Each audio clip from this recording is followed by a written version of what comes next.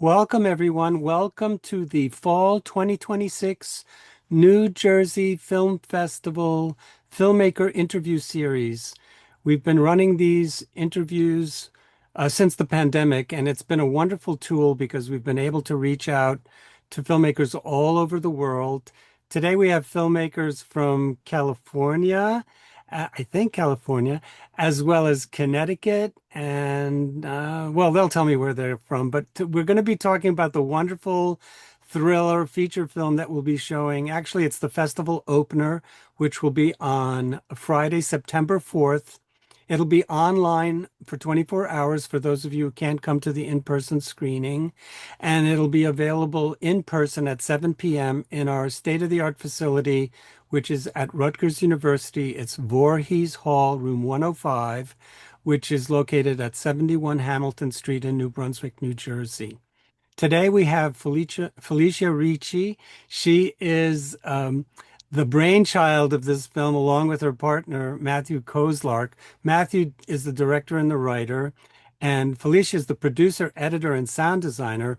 And we also have the lead actor, Cassandra Du, and she's here from California. Is that correct, Cassandra? Yep. All right. And Matthew, where are you guys? Felicia, Matthew, you're in Connecticut now, or? No, we're actually at the location. Oh, you're at the location Yeah, yeah, in Rock Hill, New in Rock Hill, York. New York. Yeah, Very so in the cool. Catskills, New York. So let me read the description of the film for our audience. A young woman is hired by a finance couple to tutor their son at their summer lake house and finds herself increasingly enmeshed in the undisclosed darkness of their past. Now, this film, there's a lot of twists and turns. We're no spoilers in this interview, but my standard question is to see how this film came about. So I will ask that to Matthew since he's the director of the film. Yeah, well, first of all, thanks for having us again, and it's a real honor to be opening the festival, and it's fun to have Cass on the interview as well. Um, so yeah, the so um, You're the fest. Oh, did you cut out? yeah, it was okay. Sorry. So yeah, so this happened over the course of like several years. So there was it started back in like 2021. I had the initial idea, and then I went through a series of revisions, 2023, 2024. Um, and the initial premise was really the lake house. I wanted to generate the script around this location. Mm. So I was trying to put different scenes in each of the different rooms. It was a house that I spent summers in as a boy. And in 2019, it was renovated. And I remember thinking as I walked through the new renovation that there was this kind of like ghost of the old house Mm. lurking underneath the new house. Mm. And I thought it would be a really cool place to stage a thriller. Cool. Uh, yeah.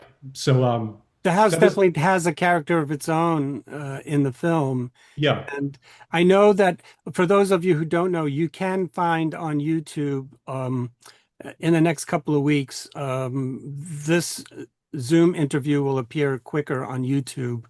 But we taped an interview with Felicia and Matt earlier this week, and that is at EBTV, which is East Brunswick Television. And they'll be broadcast on their channel, but it'll also be up on YouTube probably in a couple of weeks. But you can get double interviews for those of you who are interested in getting more information. So, Felicia and Matthew, you guys went to film school. Where did you go to film school? So we No, didn't no, actually go to film school. We Oh, went okay. to we just did like a liberal arts undergrad at Hmm. Yale, and Hmm. we met there our freshman year. We were in the same dorm, Oh my God. and we ended up we were a couple then. We collaborated on a lot of plays, musicals, songs. We've always been kind of working together, and then we kind Hmm. of went separate ways, and then reconnected in Los Angeles in around 2018, 2019. And yeah, that's so we both have a kind of liberal arts background with a lot of Hmm. varied interests in art. And I think that's been really helpful for the both of us to work together. Cool. But is this your first film? Yeah, so we did like some sh like comedy shorts. We actually did a few short films in college, comedy. But this was like definitely a larger scale production. Yeah, for Yeah, we sure. haven't ever submitted to festivals before. This is our first like festival circuit where we're really investing in it. Hmm. Um, and yeah, our production company is Four of Clubs Productions, and it's named after one of our first films we made together called The Four of Clubs, which was in college. Very cool. And I know that Cassandra was one of the folks, one of the people that you had recruited to be part of this project. And how did you meet her? So I cold emailed Cassandra, and she can Yeah. comment on what that was like. I found her reel Hmm. and showed it to Matt. This was on IMDb Pro, Hmm. and we Matt immediately thought she looked the part. She was so talented. So we just sent her a cold email, and luckily she responded. And I guess she can take it from there. Yeah, Yeah, tell us, Cassandra. I was scared it was a scam at first. I was like, but I love it. I mean, there's nothing better than just a cold email, you know? So, And uh, Cassandra, have you worked on other films before? yeah, mostly short films. I went to NYU Tisch. I went to the film school there. Cool. Um, and so I did a lot of short films. So, So you make films as well then? yes, Very I cool. mostly work in the production side of things or writing, and I also do script consulting. Wonderful. And so you're based out in LA, is that where you're based? Yeah. Very cool. So tell us a little bit about how, when you met these guys, you first met online and then you met in person. Were there any difficulties that you encountered when you started working, or was it, just really easy and everything fell into place? No, I feel like we met over Zoom first. Um, and I were like, oh, they're real people. So it's not a scam. And then I had a in-person call back and we just kind of got along straight away and the script was great. And then, yeah, I mean, no I mean, you difficulty. you carry the film. You're the hero of the heroine of the film, in many Yeah. ways, and it's interesting to see how your look evolves as the film moves forward. And I thought that that was really well done, and obviously a decision by the makers to have your Yeah. look change. And so when you were out um, in the house at Rock Hill. You had to go into the water. There were some real dicey moments that things could have gone awry. Was it fun being filmed in the water? It was so fun, Yeah. especially if I had never done like actual like stunt work before. So we had a stunt coordinator on set, Hmm. and also some, body doubles, and they were great, and they kind of taught us like new tricks and whatnot to use during those moments. And that was really fun.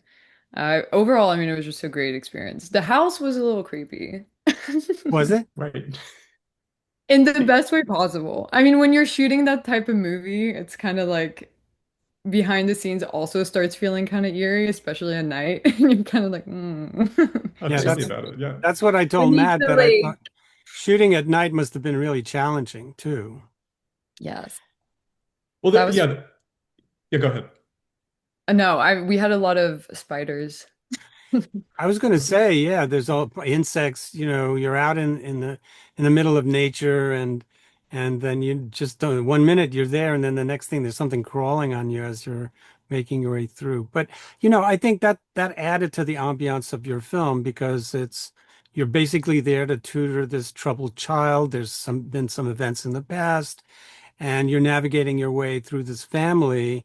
Mhm. And I think the other two co-stars are really fantastic, as well as the child. He's not really a child; he's a teenager. Mhm. Connor, he plays Connor is played by Theodore Dalton, and I think the way that you interacted with him was really very strong. So, did that take a lot of trial and error to make it happen, or did it just kind of happen? I feel like Thea and I kind of bonded kind of instantly, which was Mm. really nice because I was also a little nervous. You never know what it's going to be like work because this was my first time meeting him was on set. Mhm. Um, but he was so sweet and he was such a trooper. and we had such a great time filming together. So it And you was guys great. stayed in the house, right, when you were filming? No hotels or anything like that, right?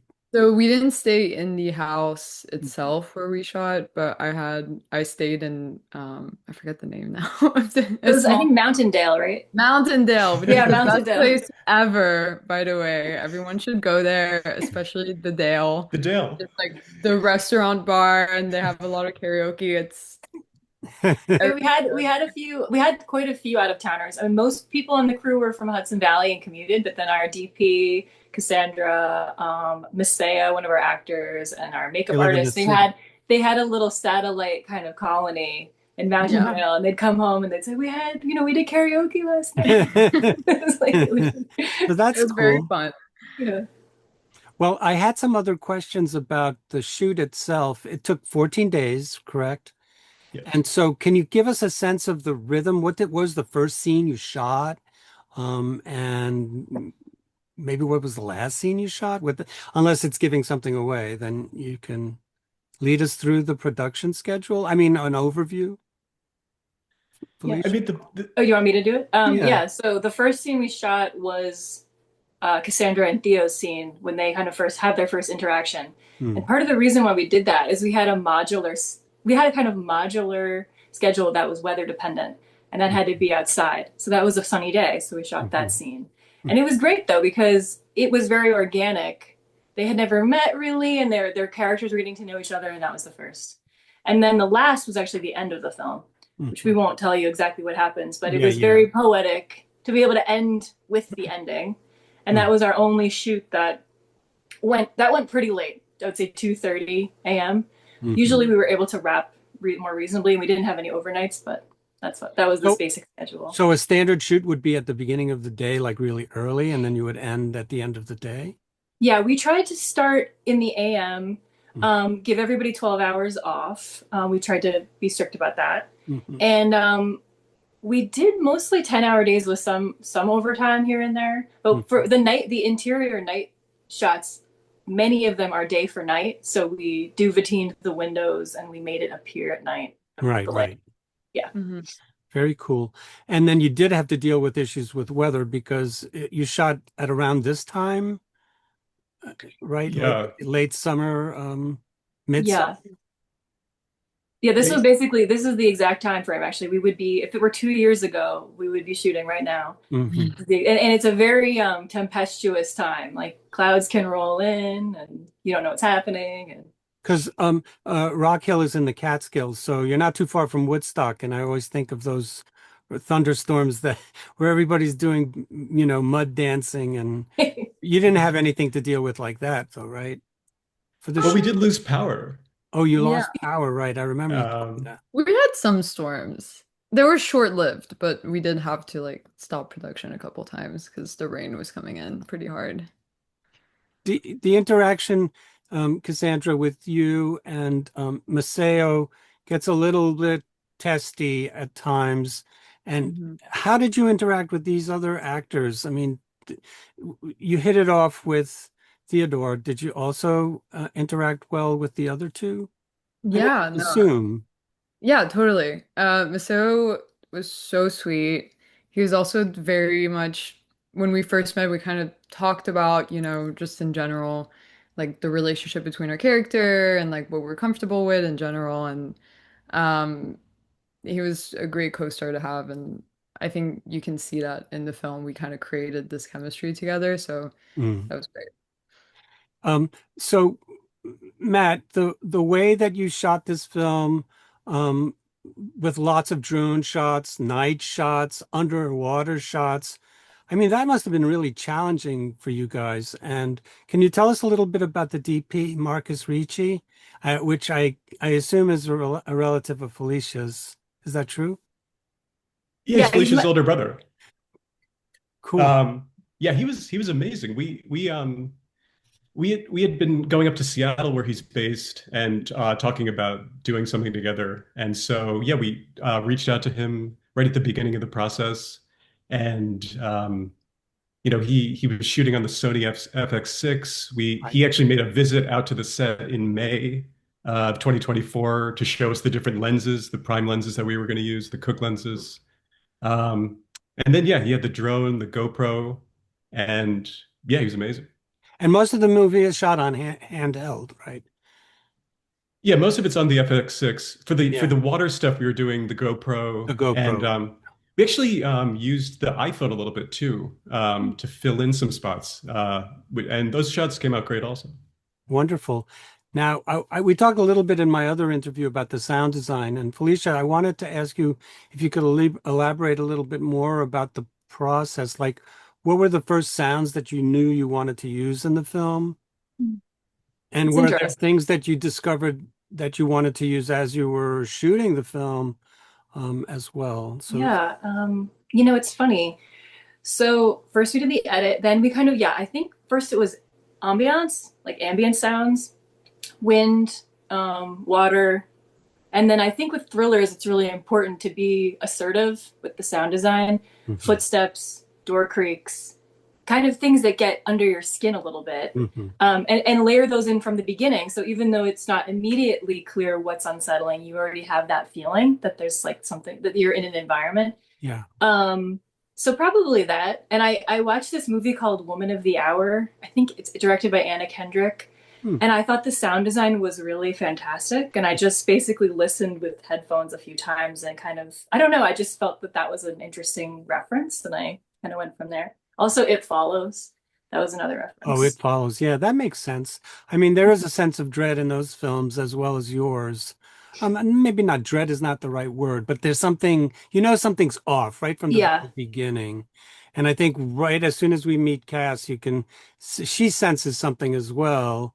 And, you just kind of watch her character evolve as it makes its way through the film. So I think the best part for me as I was watching this film was the twists and turns, and we're not going to reveal any spoilers. So, folks, you absolutely have to come and see this movie. It's going to be our opener. Um, Matthew and Felicia will be there. I don't think Cassandra's going to be there, but we would love to have you. And at the same time, this is a way to be able to interact with Cassandra here. Well, at least I get to interact, and you guys get to share what we share with you what we are doing here now. But I wanted to share screen and show you guys how we could buy tickets. And let me see how I can do that real quick. All right, share screen. So this is our normal website. You guys can see this, right? Yeah. Yeah. All right. So you would normally go to njfilmfest.com and, prior to the pandemic, everything was here. But because of the pandemic, we became a virtual film festival in 2020, even into 2021.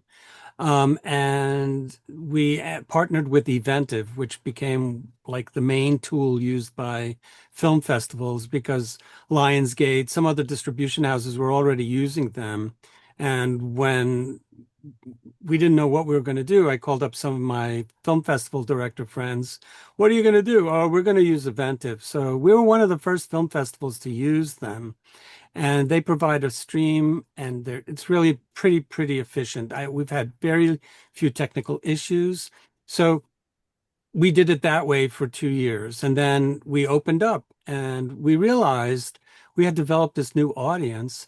And there's one lady from Oklahoma City, she watches everything. So we didn't want to exclude her and the other nice people from around the world that had been watching our movies. So we became a hybrid festival. So when you get to our homepage and you see the placeholder for the Fall 2026 New Jersey Film Festival, you absolutely want to click on the tickets and info button, which will bounce you to our Eventive website. This is where everything is. And you want to click on all of these red buttons because they all provide really good information. The schedule one is very vanilla. And, you scroll down, you get basically a red line dividing screenings. And you can check it out that way. You can see Your Lips Never Left Mine is the first film we're showing. You can also click on tickets, and that's where you would buy tickets. Oh, I love this picture of Cassandra in the water. This is a really great one. And that's a drone shot, right, Matt? That's a drone Drone. shot. Yeah. Yeah, drone shot. And so you just would click on pre-order now if you wanted to buy tickets. If you've never bought any tickets from us, you have to register. It takes 30 seconds, and then you can buy tickets. You can't buy bulk tickets because we need emails for each viewer. So you have to buy them one by one, which really I know is a pain, but that we haven't really figured out a good workaround. But most people adapt to it fairly easily, and you can buy tickets, multiple tickets that way. Then you could also go back to festival site and click on buy all access pass. If you want to see everything, it's $100. It's a great deal. Movie individual programs are $15, and there's about 10 of them. So it's you save like $50. So it's a really great deal. You can go over to the menu and click on Film Guide, and each film that we're showing has its own page. And we work our way to the bottom. And here's the poster for Your Lips Never Left Mine. You get all the basic information with cast and crew. You go back to menu, you hit welcome. The welcome page has driving information. You can park in university lots at no charge, but you've got to register there too. So you want to explore the site, and there's all sorts of really interesting stuff. Like we're going to do an audiovisual concert with the two basement bands. Then there's two workshops that are free and open to the public. Intro to Filmmaking workshop that I'm teaching, and the Film Business workshop, which is taught by an entertainment lawyer. Every filmmaker needs a lawyer. It's very sad to say, but you need an accountant and a lawyer. So you get to meet Stephen C. Schechter. He used to work for New Line Cinema. He's represented Gregory Peck, Air Bud, a whole mess of other clients that he's had. And he's a wonderful guy. He's one of our board members. So he's going to be doing a workshop. So you just click on these things and they tell you more. You get more information about how to do that. So I'm going to stop sharing since we've run out of time, sadly. Can I jump in and say one thing? Yes, of course. Our film also has a website, yourlipsneverleftmine.com. So we link to this site as well. And then you can follow our film because we'll be around the country and the world as the year progresses and our festival runs. So that's a good way to follow us, is to sign up for our mailing list. Yes, absolutely. And, you know, this is a New Jersey premiere. The film has played at Coney Island Film Festival, Block Island Film Festival, has gotten a lot of acclaim at those programs. So they're in the running for Best Feature. And we're only showing like, I think it's 5 features. So you're got a 1 in 5 chance of winning Best Feature. I award director citations to the best actors as well as Best Director, Best Sound Design, stuff like that. So we look forward to seeing at least 2 of you guys at our screening on September 4th. And thank you so much for hanging out with us for the last half hour or so. And it was wonderful seeing you guys again. And I will see you on September 4th for sure. Yeah, thank you. Thank you. Take care. Nice to meet you. Nice to meet you.